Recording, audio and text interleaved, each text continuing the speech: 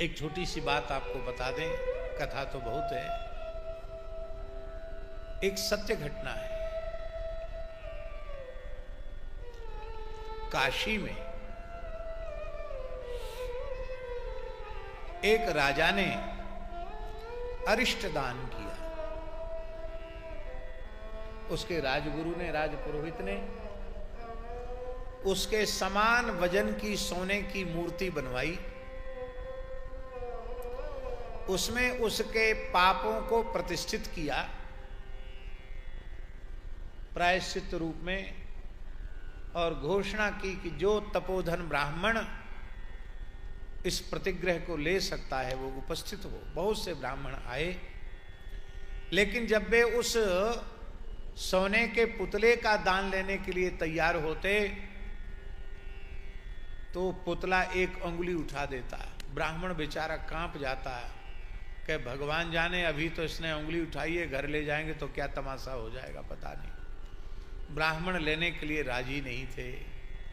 सूर्योदय से सूर्यास्त हो गया। आज होता तो कहते उंगली उठावे चाहे हाथ उठाए ले जाएंगे, एक आध क्विंटल सोना कौन छोड़ेगा।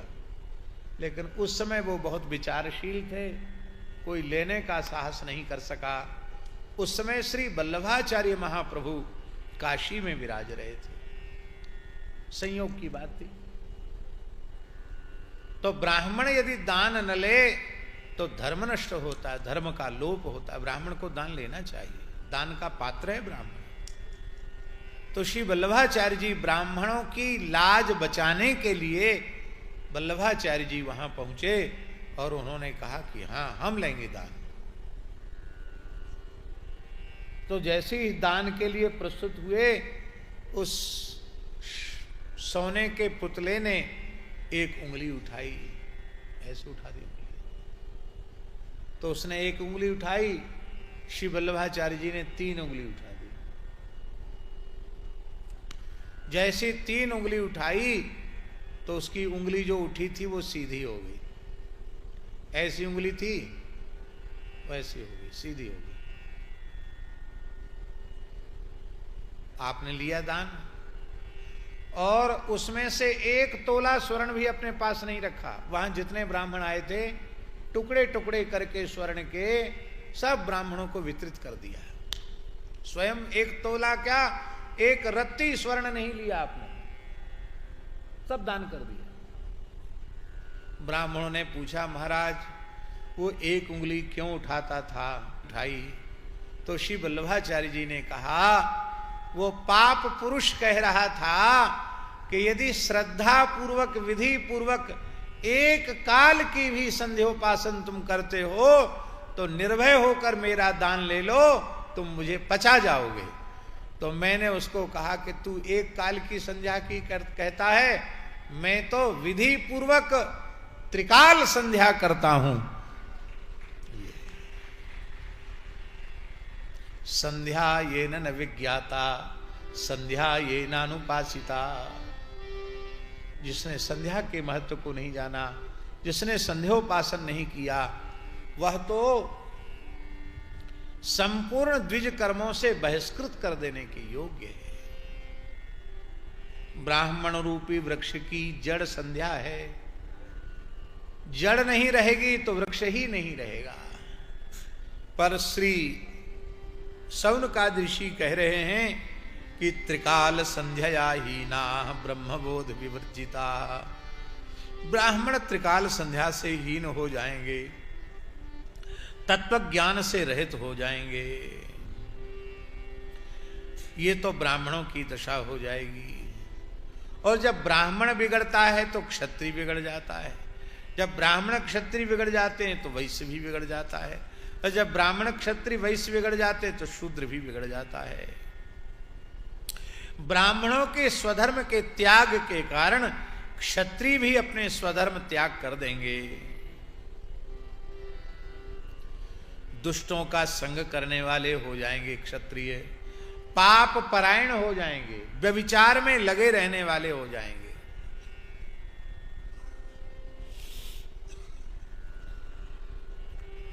एक गांव की सत्य घटना है।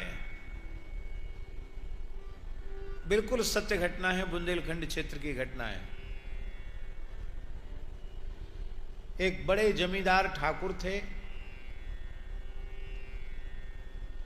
बड़ा चलावा था उनका, पूरे क्षेत्र में बड़ा दबदबा था, पूरी ठकरास थी उनमें, क्षत्रियत्व था।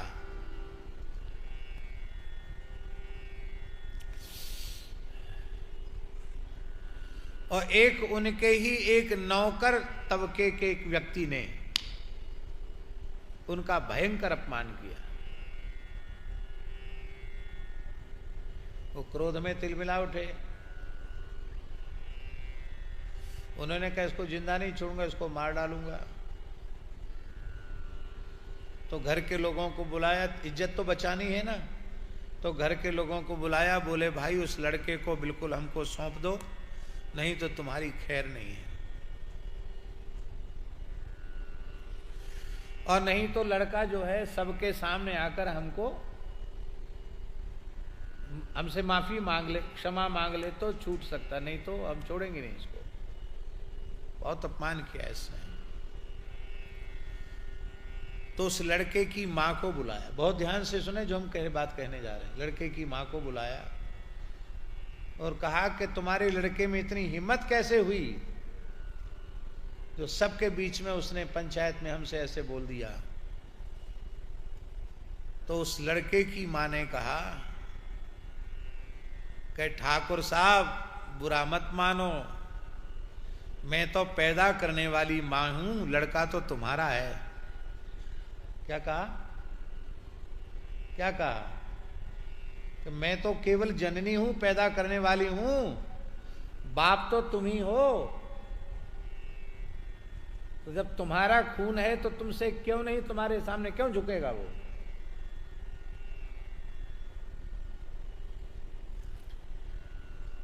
व्यभिचार दोष के कारण क्षत्रियों ने अपने क्षत्रियत्व को गंवा दिया। धन्य है महाराष्ट्र की धरती पर हिंदू हृदय सम्राट छत्रपति श्री शिवाजी महाराज।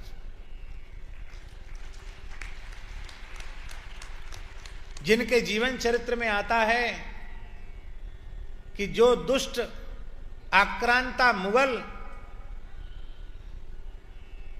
कोई भी सुंदरी हिंदुओं की बहू बेटी को अपवित्र करने से बाज नहीं आते थे। एक ऐसा अवसर जीवन में आया कि मुगलों को समाप्त किया और उनकी एक स्त्री, उसको शिवाजी के सिपाही डोली लेकर के आए और श्री शिवाजी ने अत्यंत सम्मान पूर्वक उसकी डोली उसके घर भिजवाई। शिवाजी के मन में तनिक भी विकृति नहीं आई। उस नववधूटी में भी उन्होंने माता का दर्शन किया। ऐसा क्षत्रियत्व हो तो मुगल बादशाहों को स्वप्न में शिवाजी दिखाई पड़ते थे तो उनके कपड़े खराब हो जाते थे, उनके कपड़े बिगड़ जाते थे।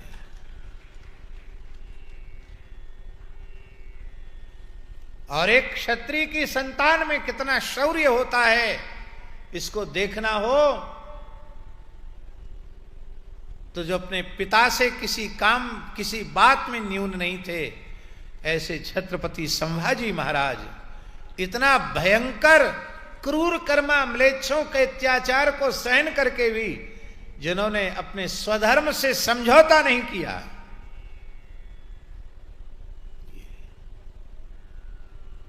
क्षत्रियों ने अपने क्षत्रियत्व का नाश परस्त्री गमन के दोष के कारण कर दिया। अथ असत्संगा पापरता व्यभिचार परायणा। और जब उनका क्षत्रियत्व नष्ट हो गया तो उनकी शूरता वीरता चली गई। अशूरा अरण प्रीता, उनको युद्ध अच्छा नहीं लगता। पलायन परायणा, युद्ध में मैदान छोड़कर भाग जाते हैं, क्षत्रिय हो गए। न उनमें शस्त्र विद्या रह गई, न उनमें शास्त्र विद्या रह गई और न गायों के प्रति भाव रह गया, न ब्राह्मणों के प्रति भाव रह गया। शरणागतों की रक्षा का स्वभाव उनका नहीं रह गया। ऐसी स्थिति क्षत्रियों की हो गई। वो प्रजापालन रूप धर्म का आचरण करने वाले नहीं हुए, भोग ही उनके जीवन का लक्ष्य हो गया। प्रजा का पालन न करके संहार करने वाले हो गए। और वैश्यों की स्थिति ऐसी हो गई कि वैश्याः संस्कारहीनास्ते स्वधर्म त्यागशीलिना। वैश्य भी संस्कार शून्य हो गए, स्वधर्म त्याग करने वाले हो गए, कुमार्ग पर चलने वाले हो गए।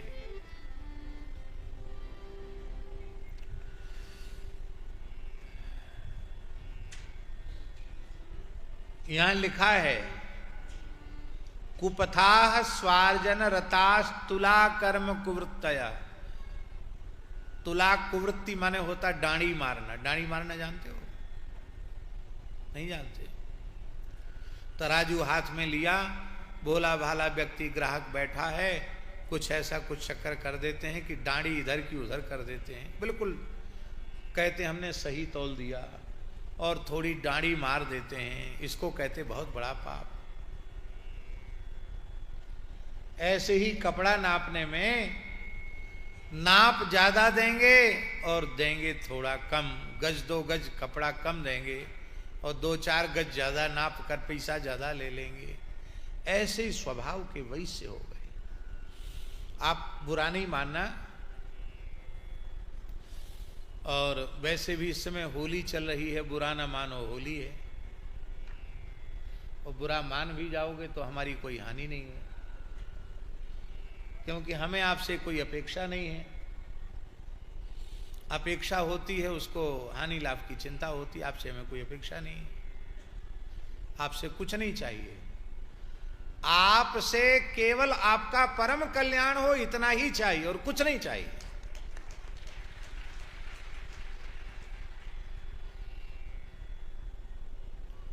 क्योंकि हमारे जो स्वामी है ना, वो किसी बात में कमजोर नहीं है। हमारे रघुनाथ जी किसी बात में कमजोर हैं क्या? तो हमको किसी से क्या चाहिए? कुछ नहीं चाहिए।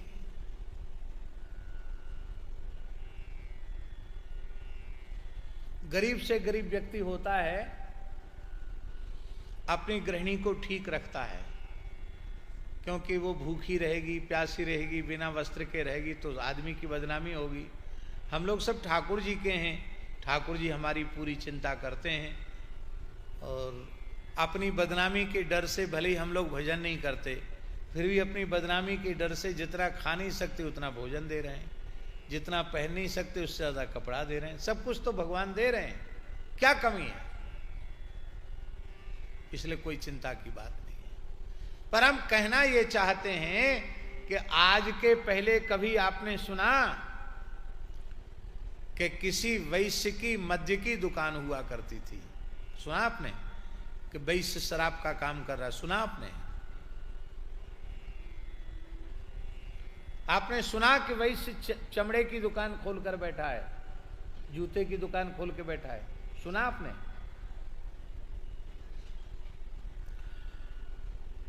मांस की दुकान किसी वैश्य को खोलते हुए आपने देखा? अभी आपको देखना हो तो शराब के ठेके और मांस की दुकानों पर भी ब्राह्मण, ठाकुर और वैश्य टाइटल वाले नाम लिखे मिल जाएंगे। अमुक शर्मा, अमुक वर्मा, अमुक वैश्य, अमुक गुप्ता, ये लिखा हुआ मिल जाएगा। यही है वैश्य जाति का पता। कृषि गोरक्ष वाणिज्यम वैश्य कर्म स्वभावजम। खेती, गोरक्षा और व्यवसाय, इसमें गोरक्षा जो है ना वो मध्य में है, वो अंगी है। कृषि और वाणिज्य उसके अंग हैं। जब गाय की सेवा, गाय की रक्षा प्रधान होगी और उसका अंग कृषि होगा तो कृषि पवित्र हो जाएगी, गो कृषि। और जब वाणिज्य गाय का अंग होगा तो वाणिज्य भी पाप रहित हो जाएगा। आज गाय को तो व्यापारी वर्ग ने भुला दिया और खेती विषाक्त हो गई है और वाणिज्य के नाम पर एक ही विचारधारा हो गई कि किसी भी विधि से पैसा आना चाहिए, उसमें पाप पुण्य की परवाह नहीं करनी चाहिए। ये लोगों की मानसिकता हो गई। ऐसी स्थिति हो गई है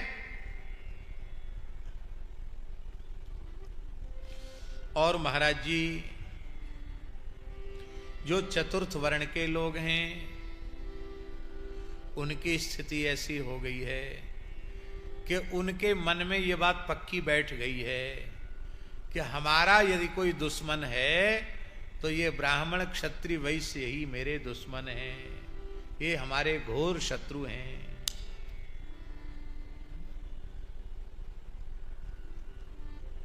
ये बात उनके मन में बैठा दी गई है, यहां लिखा हुआ है। वो अपने द्विजातियों, अपने से श्रेष्ठ ज्येष्ठ ब्राह्मण क्षत्रिय वैश्यों से द्वेष करने वाले हो जाएंगे। और कैसे होंगे? तद्वत् शूद्रास्य केचित् ब्राह्मणाचार तत्परा, वो स्वयं ही पंडित जी बनकर दान लेने लग जाएंगे, स्वधर्म का त्याग कर देंगे।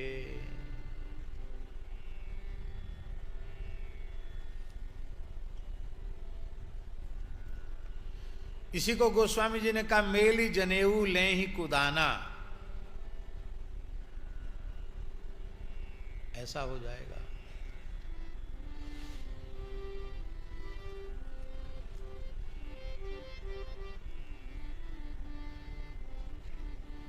चतुर्थ वर्ण के लोग बड़े बड़े तपस्वी हो जाएंगे और तपस्या के नाम पर वो तंत्र मंत्र जंत्र टटका टोना करने लग जाएंगे, मारण मोहन उच्चाटन वशीकरण आदि का प्रयोग करने लग जाएंगे। इस तरह से अभिचार कर्म करने वाले हो जाएंगे। धनवान व्यक्ति कुकर्मी हो जाएंगे, विद्यावान व्यक्ति झगड़ालू हो जाएंगे, शास्त्रार्थ की जब देखो तब ताल ठोक के चुनौती देने वाले, और कथा उपासना धर्मों के वक्ता हो जाएंगे, धर्म का लोप करने वाले हो जाएंगे। तो हे भगवान, ऐसी भयंकर स्थिति में जहां ऐसी अवस्था संसार की हो जाएगी, उस समय जीवों के कल्याण का साधन क्या रहेगा? धन्य है इन ऋषियों को जो कह रहे हैं, परोपकार सदृशो नास्ति धर्मो परः खलु। परोपकार के जैसा कोई धर्म नहीं है। कितनी चिंता करते हैं ऋषि मुनि महात्मा हम सबकी कि इस युग में पैदा होने वाले लोग आत्म कल्याण करना चाहें तो वे कैसे कर सकते हैं। इसलिए आप कृपा करके बताओ, ऐसा कोई सरल साधन बताओ जिससे कली के दोषों से मुक्त हो करके और वह अपना कल्याण कर सकें। यह सुनते ही सूत जी बड़े प्रसन्न हुए, अपने गुरुदेव भगवान व्यास को प्रणाम किया और प्रणाम करके कहा कि आज हम तुम्हें संपूर्ण वेद वेदांत का सार सर्वस्व, पुराणों में जो सर्वोत्कृष्ट है और जो इस लोक परलोक में जीव का कल्याण करने वाला है, कलयुग के दोषों को समाप्त करने वाला है, धर्म अर्थ काम मोक्ष चारों पुरुषार्थों को देने वाला है, ऐसे पवित्र शिव महापुराण का उपदेश हम आप सबको करेंगे, उनका उसकी कथा सुनाएंगे। सर्वोत्तमस्य शैवस्य ते यास्यन्ति सुसद्गतिम। जो कलिकाल में शिव पुराण का श्रद्धा पूर्वक श्रवण करके धर्म और सदाचार का आश्रय लेकर भगवान शिव की उपासना में लग जाएंगे, भगवान शिव ही उनका परम कल्याण कर देंगे। और इसके बाद महाराज जी शिव पुराण की प्रशंसा में इतने श्लोक हैं कि हम कह नहीं सकते हैं। तावत कलि महोत्पाता संचरिष्यन्ति निर्भया यावत् शिव पुराण भी नोदिष्यति जगत्यो। तब तक कलयुग के उत्पात निर्भय होकर विचरेंगे जब तक कि शिव पुराण का उदय नहीं हुआ है। तावत सर्वाणि क्षेत्राणि विविदन्ते महीतले यावत शिव पुराणम ही नोदिष्यति महीतले। तब तक धर्म क्षेत्रों में विवाद होता रहेगा, हम बड़े कि हम बड़े, जब तक कि शिव पुराण का उदय नहीं हुआ है। शिव पुराण की बहुत महिमा का वर्णन किया गया है। इस शिव पुराण का एक श्लोक कोई पढ़े, आधा श्लोक पढ़े, आधे से आधा भी पढ़े तो संपूर्ण पापों से मुक्त हो जाता है। जो शिव पुराण के पोथी का पूजन करता है उसे अश्वमेध यज्ञ का पुण्य प्राप्त हो जाता है। जो चतुर्दशी तिथि के दिन उपवास करके शिव पुराण का शिव भक्तों में पाठ करता है वह श्रेष्ठ पुरुष है। शिव पुराण के पाठ की महिमा के बारे में लिखा है कि एक एक अक्षर के पाठ में गायत्री के पुरुष चरण का पुण्य प्राप्त हो जाता है। जो प्रत्येक मास में शिव चतुर्दशी होती है, मास शिवरात्रि शिव चतुर्दशी के दिन जो उपवास पूर्वक जागरण करते हुए शिव पुराण का श्रवण करता है उसका पुण्य फल की कोई सीमा नहीं है। कुरुक्षेत्र में सूर्य ग्रहण के समय ब्राह्मणों को दान देने से जो पुण्य होता है वह पुण्य केवल शिव पुराण के श्रवण मात्र से प्राप्त हो जाता है। शिव पुराण का वाचन करने वाला कोई भी शुभ कर्म करता है उसका फल कोटि गुणित हो जाता है। इसमें रुद्र संहिता है। इस रुद्र संहिता का पाठ यदि कोई करे तो ब्रह्म हत्या जैसा पाप भी लगा हो तो 3 दिन में वह ब्रह्म हत्या के जैसे पाप से मुक्त हो जाएगा। जो भैरव जी की प्रतिमा के पास मौन होकर के रुद्र संहिता का प्रतिदिन 3 बार पाठ करता है वह संपूर्ण कामनाओं की पूर्ति कर लेता है। इस प्रकार से अलग अलग संहिताओं के महात्म्य का भी वर्णन किया गया है। शिवालय में इसका पाठ करना चाहिए। ये सब शिवालय ही है, भगवान शिव का क्षेत्र है। और लिखा है बिल्व वने, बिल्व वन में पाठ करना चाहिए। स्वामी जी के मन में कैसी अद्भुत कल्पना है। पीछे जितने हैं ना ये सब बिल्व के वृक्ष हैं, हम लोग बिल्व वन में ही बैठे हुए हैं। और जब यह यज्ञ पूर्ण हो जाए तो ये बिल्व आसपास सब जगह लगाने चाहिए जिससे ये साक्षी रहेंगे।